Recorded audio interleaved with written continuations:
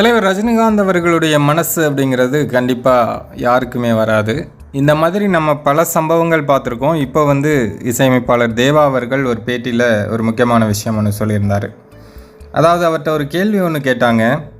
நீங்கள் ஹீரோவுக்கு மாசாலாம் நிறைய மியூசிக் போட்டிருக்கீங்க, அதே போல் வில்லனுக்கும் பாஷா படத்தில் ரகுவரன் சாருக்கு எல்லோர் மனசுலையும் நிற்கிற மாதிரி ஒரு மியூசிக் போட்டிருக்கீங்க, அது உங்களுக்கு எப்படி தோணுச்சு அப்படின்னு ஒரு கேள்வி ஒன்று கேட்டிருந்தாங்க.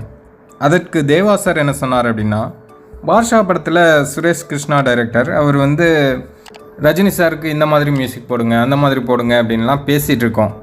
எல்லோரும் கலந்து பேசிகிட்டு இருக்கோம். எல்லோரும் ரஜினி சாருக்கு தான் பேசினாங்க. பட் ரகுவரன் சார் அங்கே இல்லை.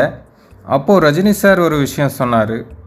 ரகுவரனுக்கு நீங்கள் ஒரு சூப்பரான மனசில் நிற்கிற மாதிரி ஒரு மியூசிக் போடுங்க அப்படின்னு ரஜினி சார் தான் சொன்னார். அப்போ தான் ஃப்ளூட்டில் நாங்கள் அந்த மியூசிக் போட்டோம் அவருக்கு. அதை பற்றி இப்போ நீங்கள் கேள்வி கேட்குறதுனால ரஜினி சாருடைய அந்த ஆசையை நான் நிறைவேற்றியிருக்கேன் அப்படிங்கிறது ரொம்பவே மகிழ்ச்சி தான் அப்படின்னு தேவா சார் பேசியிருந்தார். ரஜினி சார் ரகுவரன் சாருக்கும் மனசில் நிற்கிற மாதிரி ஒரு மியூசிக் போடுங்க.